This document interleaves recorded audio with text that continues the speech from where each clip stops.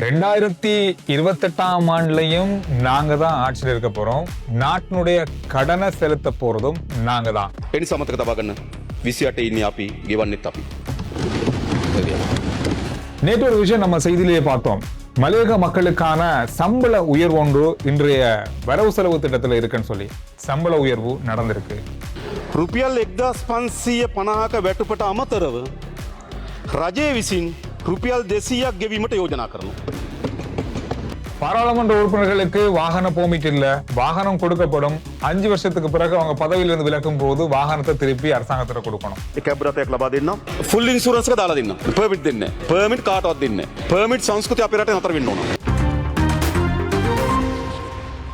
ஜனாதிபதியும் நிதியமைச்சருமான அன்றகுமார் திசாநாயக்க அவர்கள் இன்றைய நாள்ல 2026ஆம் ஆண்டுக்கான இலங்கையினுடைய வரவு செலவு திட்டம் பாதிட்டினை இன்றைய நாள்ல பாராளுமன்றத்தில் சமர்ப்பித்து உரையாற்றினார். இதுல நிறைய விஷயங்கள் பேசப்பட்டிருக்கு, நிறைய விஷயங்கள் இல்லாமக்கப்பட்டிருக்கு, புதிதான பல விஷயங்கள் கொண்டு வரப்பட்டிருக்கு, எதிர்பார்க்கப்பட்ட பல விஷயங்கள் இதுல இருக்கு, எதிர்பார்த்த சில விஷயங்கள் இல்லாமலும் போயிருக்கு.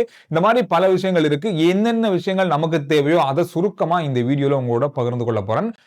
பாதிட்டுல உரையாற்றி கொண்டிருக்கும் போது ஜனாதிபதி அன்றகுமார் திசாநாயக்க அவர்கள் சொன்ன ஒரு விஷயம், 2028ஆம் ஆண்டிலும் நாங்க தான் ஆட்சியில் இருக்க போறோம், இலங்கையினுடைய கடனை செலுத்த போறதும் நாங்க தான் அப்படின்றத ஞாபகப்படுத்தினாரு. இந்த மாதிரி பல விஷயங்கள் இதுல சொல்லப்பட்டிருக்கு.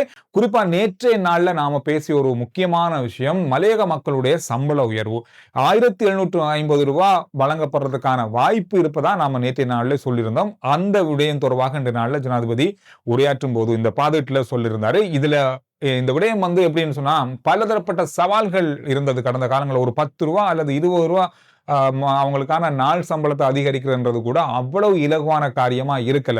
ஆனா 1350 ரூபாயிலிருந்து 1750 ரூபாவாக இப்பொழுது மாறி இருக்கு. எப்படி மாற்றம் பெற்றிருக்கு அப்படின்றத அவர் ஞாபகப்படுத்தியிருந்தாரு. දැනට ගෙවුණු ලබන දෛනික අවම වැටුප වන රුපියල් 1350 2026 ජනවාරි මාස සිට 1550 දක්වා වැඩි කිරීමට යෝජනා කරනවා. නතර වෙන්නේ නැහැ තාම. இப்பொழுது ஒரு நாள் சம்பளமாக 1350 ரூபாய் வழங்கப்படுது. இப்பொழுது தோட்ட கம்பெனிகளோட பேசி கடந்த நாட்கள்ல 200 ரூபாய் அதிகரிச்சிருக்காங்க. இதனால 1550 ரூபாய். இதோடு சேர்த்து அரசாங்கம் தன்னுடைய பட்ஜெட்ல நிதி ஒதுக்கீடு செஞ்சு 200 ரூபாவை அரசாங்கத்திலிருந்து கொடுக்க போறாங்க. அதாவது இந்த தொகையோடு சேர்த்து 1750 ரூபாவாக மாறுகிறது. வருகின்ற வருடத்திலிருந்து மலையக மக்களுடைய ஒரு நாள் சம்பளம், தோட்ட தொழிலாளர்களுடைய ஒரு நாள் சம்பளமாக இது மாறப்போகிறது. இந்த 200 ரூபாய் அரசாங்கம் கொடுக்கிறது வருகையின் அடிப்படை. இந்த அளவு வருகை இருந்தால் இவ்வளவு இந்த மாதிரி இருக்கும் அப்படின்ற மாதிரி தான் இப்பொழுது சொல்லப்படுது. இது முழுமையான தரவுகள் வருகின்ற நாட்கள்ல வெளியாகலாம் அப்படின்னு சொல்லப்படுது. எனவே இது ஒரு பெரிய ஒரு விஷயமாக இப்பொழுது பார்க்கப்படுது. இதுல இன்னொரு முக்கியமான விஷயம் இருக்கு. வருகின்ற 2042ஆம் ஆண்டு இலங்கையில் இருக்கிற தோட்ட முகாமைத்துவங்கள், இப்பொழுது ஒவ்வொரு தோட்டங்களை முகாமைத்துவம் செய்கிற நிறுவனங்கள் ஒப்பந்தத்தில் இருக்காங்க. இந்த ஒப்பந்தம் எல்லாமே ரத்தாகிறது அல்லது காலாவதி ஆகிறது. 2042ஆம் ஆண்டுக்கு பிறகு எந்த நிறுவனத்துக்கும் எந்த நிபந்தனை அடிப்படையிலையும் ஒப்பந்தங்கள் மேற்கொள்ளப்பட மாட்டாது அப்படின்றது இந்த பட்ஜெட்ல சொல்லப்பட்டிருக்கு. நேரடியா இது அரசாங்கம் கையெடுப்பதற்காக, அரசாங்கத்தை நடத்துவதற்கான வாய்ப்புகள் நிறைய இருக்கு. அதுக்கு பிறகு இந்த சம்பள பிரச்சனைகள் இருக்க வாய்ப்பு இல்லை. 2042 அப்படின்றது பெரிய ஒரு காலம் தான். ஆனா அதுக்கு பிறகாவது ஒரு விடிவு காலம் வரும் அப்படின்றது இப்போது ஓரளவுக்கு உறுதியா தெரியுது. 2030ஆம் ஆண்டு பொது கடனுடைய அளவு 87% குறைய போகிறது. சர்வதேச நாணய நிதியத்துடைய செயற்பாடுகளை மீள் ஆய்வு செய்து நாட்டுக்கு தேவையான பிரதிபலன்களை மாத்திரமே பெற்றுக்கொள்வதற்கு நடவடிக்கை எடுக்கப்பட போகிறது. 2026ஆம் ஆண்டு மார்ச் மாதத்துல தங்களுடைய சொத்து விவரங்களை அறிவிக்கும் வகையில டிஜிட்டல் சேவை ஒன்று அறிமுகப்படுத்தப்படும். இந்த சேவை எங்க போக போகுதுன்னா அடுத்த வருஷ பாதிட்டுல அல்லது வரவு செலவு திட்டத்துல ஒரு வரிக்கு வழிவகுக்க போகுது அப்படின்னு சொல்லலாம். அதாவது இந்த முறை அது கொண்டு வரதுக்கான வாய்ப்புகள் இருக்குன்னு நாம நேற்று நாள்ல பேசியிருந்தோம். அதாவது சொத்து நம்மகிட்ட எவ்வளவு இருக்கு, வீடு இருக்கா, கார் இருக்கா, வாகனம் இருக்கா, தோட்டம் இருக்கா, துறவு இருக்கா, இது எல்லாத்தையும் ஆராய்ந்து இதுக்கான ஒரு வரியை கொண்டு வரதுக்கு அரசாங்கம் திட்டமிட்டாங்க. ஆனா இந்த முறை அது முடியாம போயிருக்கு. அடுத்த முறை அது நடக்கும். அதுக்கான ஒரு டிஜிட்டல் தளம் ஒன்றை ஆரம்பிக்க போறாங்க. டிஜிட்டல் மூலமாக அறிந்து இந்த சொத்து விவரங்களை அறிமுகப்படுத்த போறாங்க. 2025ஆம் ஆண்டு, அதாவது இந்த வருஷம் 430 மில்லியன் டாலர் அமெரிக்க டாலர் வருமானம் வந்து ஏற்றுமதியிலிருந்து வந்திருக்கிறது. கடந்த வருடத்துடன் ஒப்பிடும் போது அரச வருமானம் 900 பில்லியன் ரூபாவாக அதிகரித்திருக்கிறது. 900 பில்லியன் பெரிய அளவான தொகையை அரசாங்கம் இந்த ஒரு வருமானமாக பெற்றிருக்கிறது. விகட மற்றும் நோரேலியாவை மையப்படுத்தி 2 புதிய தொழில்நுட்ப முதலீட்டு மையங்கள் உருவாக்குவதற்காக நடவடிக்கை எடுக்கப்பட்டிருக்கிறது. 2026ஆம் ஆண்டு பலதரப்பட்ட கடன்களை வழங்குவதற்காக 80 லட்சம் மில்லியன் ரூபாய்கள் ஒதுக்கப்பட்டிருக்கிறது. நாம லோன் எடுக்கிறதா இருக்கட்டும், நாம லீசிங்ல எடுக்கிறதா இருக்கட்டும், வீட்டு கடன் எடுக்கிறதா இருக்கட்டும், இதெல்லாமே வந்து இந்த 80 லட்சம் மில்லியனுக்குள்ளதான் இருக்க போகுது. 80 லட்சம் மில்லியன் ரூபாய்களை ஒதுக்கியிருக்காங்க. காரணம், இதன் மூலமாக வட்டி வருமானத்தை அரசாங்கம் பெற்றுக் கொள்வதற்காக இவ்வளவு பெரிய தொகையை ஒதுக்கியிருக்காங்க கடன்கள் வழங்குறதுக்காக. ஹிங்கராங்கொடையில அமைக்கப்படுகின்ற விமான நிலையம் 2026ஆம் ஆண்டு வருஷம் நிறைவுக்கு வருகிறது. யார் என்ன செஞ்சாலும், என்ன சூழ்ச்சி செஞ்சாலும் அடுத்த மாதம் அடுத்த வருடம் மார்ச் மாதம் அளவுல முதலாவது டிஜிட்டல் முறையிலான தேசிய அடையாள அட்டை இலங்கையில வழங்கப்பட போகிறது. இதுல பலதரப்பட்ட சிக்கல்கள் இப்பொழுது இருந்து வருது.